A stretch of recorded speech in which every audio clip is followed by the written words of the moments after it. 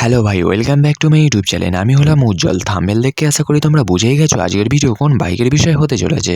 তাহলে কি ভাই এটা সত্যি বাংলাদেশের মার্কেটে কি হিরো এক্সট্রিম এক্স 25 বাইকে কোনোদিন লঞ্চ করা হবে না? এটা কতটা সত্য এই বিষয়ে বিস্তারিতভাবে আলোচনা করব এই ভিডিওর মাধ্যমে। তো বন্ধুরা, আরেকটি ভাই কমেন্টও করেছে যে 24 তারিখের তথ্য নিয়ে ভিডিও বানান, এই বিষয়েও কথা বলবো।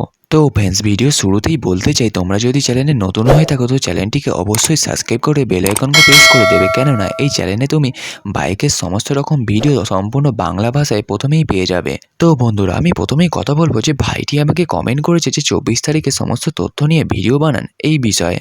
তো ভাই, তোমাদেরই শুধু নয়, আমি সকল এক্সট্রিম লাভার ভাইদেরই বলতে চাই, ভাই দেখো, প্রথম কথা হচ্ছে হিরো এক্সট্রিম এক্স 25 বাইকের যে ফিক্সড লঞ্চিং ডেট সেটি এখনো হিরো কোম্পানি রিভিল করেনি বাংলাদেশের মার্কেটে বিশেষ করে। আর তুমি যে বলছো ভাই 24 তারিখে তথ্য নিয়ে ভিডিও বানান, এরকম কোনো তথ্য এখনো হিরো কোম্পানি দেয়নি। তো ভাই আমি আবারও বলে দিই, হিরো এক্সট্রিম এক্স 25 বাইকে নির্দিষ্ট কোনো লঞ্চিং ডেট এখনো ঘোষণা করা হয়নি। তো ভাই 24 তারিখে এমন কোনো তথ্য এখনো রিলিজ হয়নি, আর ভুলভাল কোনো ভিডিও বানিয়ে কিছু লাভও নেই। যেটা সঠিক তথ্য আমি সেটাই দিলাম তোমাদের।